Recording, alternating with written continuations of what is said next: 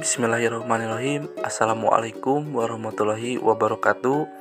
Perkenalkan, nama saya Prayoga Pangestu Rusyanto dengan NPM 2006092. Di sini saya akan menjelaskan tentang perkembangan multimedia dari generasi ke generasi. Baik, di sini saya akan menyebutkan tentang perkembangan multimedia dari generasi ke generasi.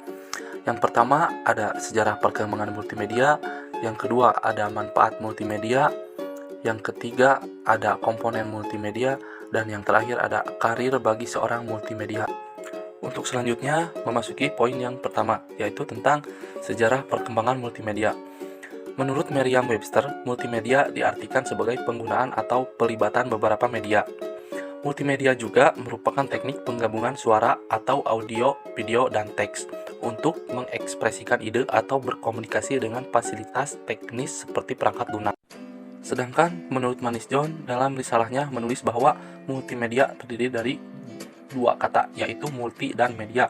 Kata pertama mengacu pada kuantitas yang lebih dari satu, dan media merupakan bentuk jamak dari medium atau penyimpanan, transmisi, komunikasi, representasi, interaksi, dan persepsi. Kamus Besar Bahasa Indonesia mendefinisikan bahwa multimedia sebagai penyimpanan informasi pada komputer yang menggunakan suara, grafik, animasi, dan teks.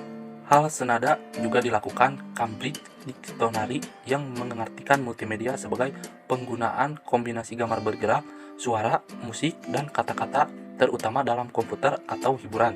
Multimedia juga disebut sebagai perangkat komunikasi atau berbagai informasi dalam bentuk suara, gambar, dan video serta teks. Selanjutnya, poin yang kedua yaitu manfaat multimedia. 1. Manfaat untuk pendidikan. Multimedia memberi manfaat khusus pada pendidikan karena dapat dikombinasikan dengan pengajaran hingga apa yang disebut dengan edutainment. Kemudian, poin yang ketiga yaitu tentang komponen multimedia.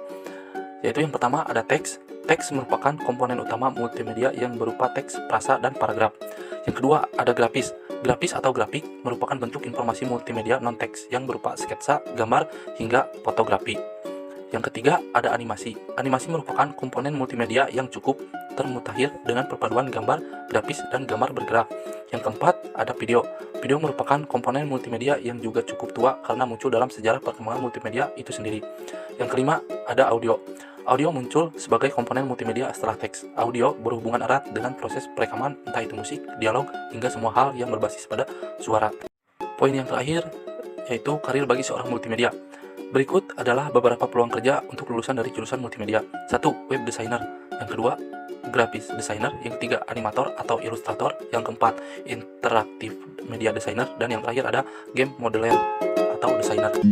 Baik, itu penjelasan yang dapat saya sampaikan secara singkat mengenai perkembangan multimedia dari generasi ke generasi.